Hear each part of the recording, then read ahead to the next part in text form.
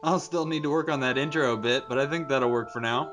I'll list all the colors I used in the description. Only prep we need to do is wet the canvas a bit with some thinned out white.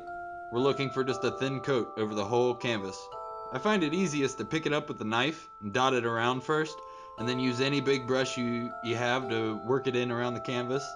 It's very easy to overdo this. If you do get it too wet, just take a paper towel and dab some of it off.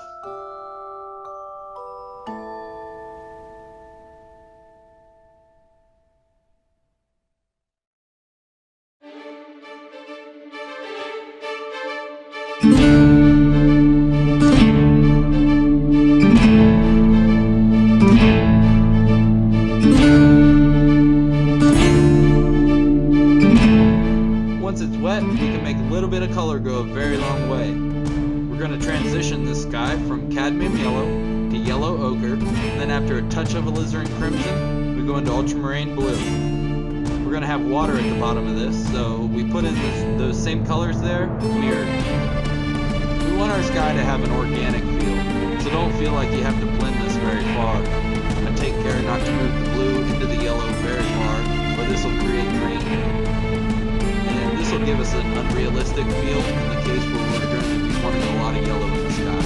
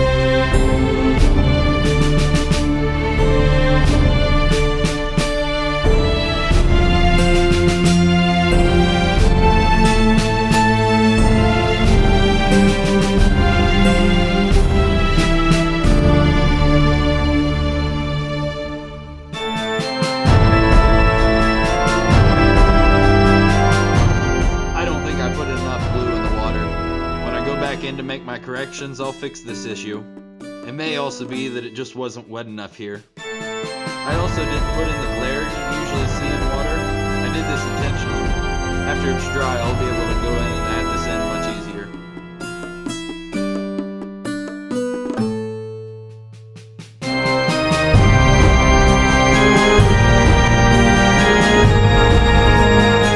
Now we're going to start adding in our clouds.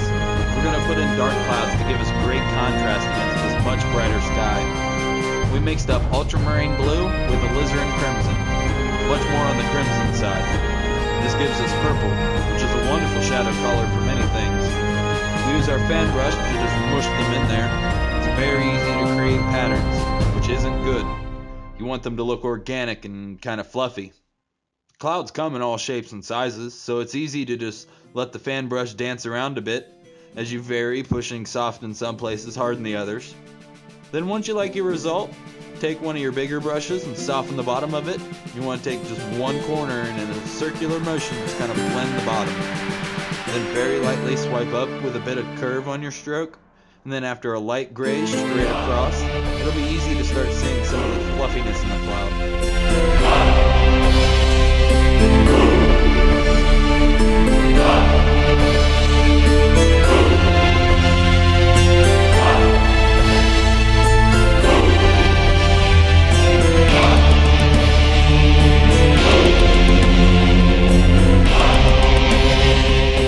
At this point, these clouds are very wet. An attempt at finishing them now will cause them to mud up, and you'll lose most of your dark area. So we're just going to put in a few small indications of where we're going to want these highlights to be, and then we'll come back after it's dried and put the rest in. We use that same color we had, only we added a lot of white to it, and a little bit of yellow. Clouds are water vapors, so they tend to reflect some of the light that's coming off of the sky. This isn't the case for all clouds, but you will see in nature when you have yellow and orange skies, the clouds will reflect this light.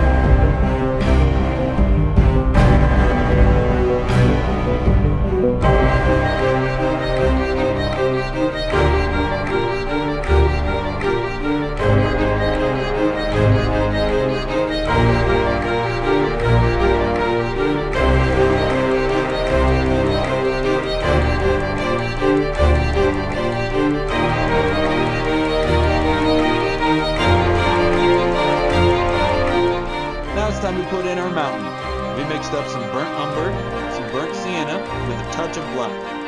With our knife, we're going to scrape in our shape. It doesn't much matter what it looks like, as long as that top line in there is crisp, with as many peaks as you want, really. Then we're going to take one of our bigger brushes, and from the very top, push it very hard. You can make the shape of the face of the mountain. Your strokes should match the angles you want your mountain to have.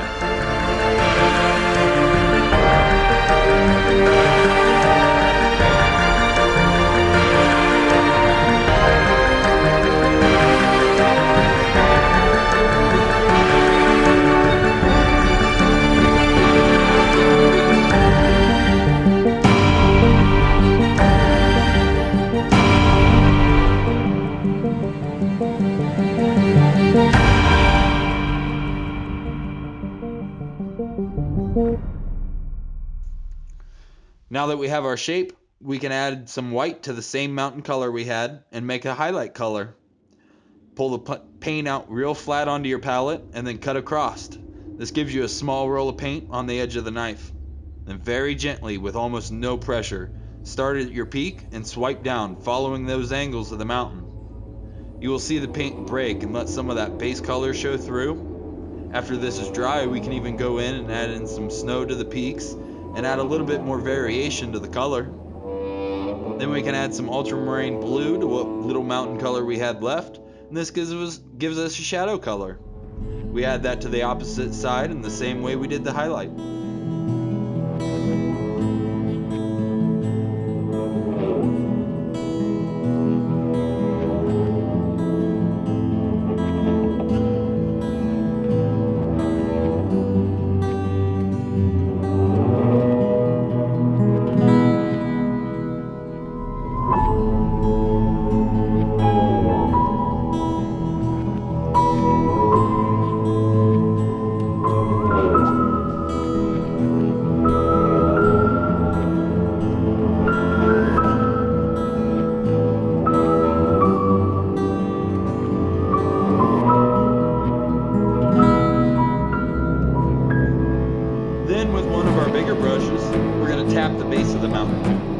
Some of that white we put on the canvas to come through, creating a misty area between our mountain and the middle ground.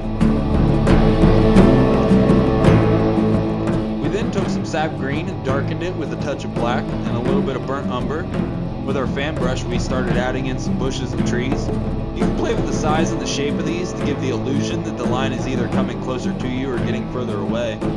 Then taking that same color, we give it some grass to sit on. We don't need a whole lot here as this is right in front of our light source, but after it's dried, we might go back in and put a few highlights here and there.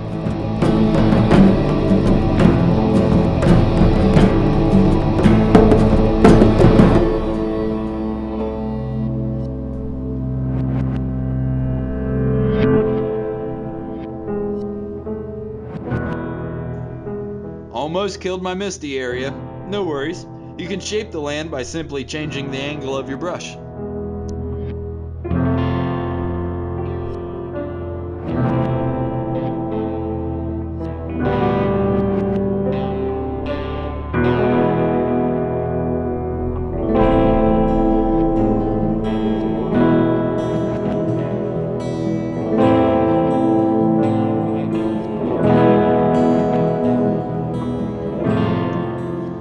I didn't get the bottom nearly wet enough. I'm having a hard time getting these reflections to show up. Not really a problem, as we have to go back in and add some more blue on our second coat anyways. We can just fix the reflections then. Reflections in your water are very important though. Super easy for the look we're going for. Just pull down whatever color you were using, and then lightly, with a clean brush, blend it straight across. After you get in your reflections, it's time to clean up the edge a bit. Do this several ways. My favorite way is just to put in a little dirt area. Using roughly the same color I used for the mountain, I'll take the knife and just push it right in. And then you'll want to put a highlight on top of that. To push that down a bit, you can bring that grass right back over the edge of the dirt. And then you'll want to thin out a little bit of white and put in some water lines.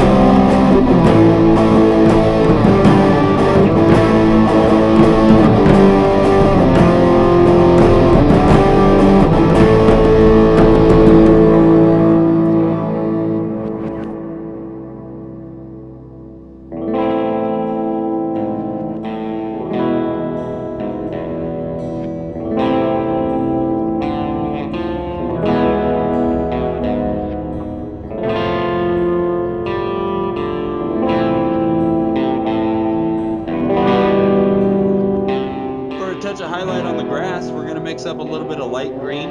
And then with our fan brush, we're going to make little light strokes straight up. This will give us the illusion of little blades of grass. And the last thing we'll have to do is put a few touches of highlight on our trees, just so that we have a plan, and this will make our detailing work that much easier.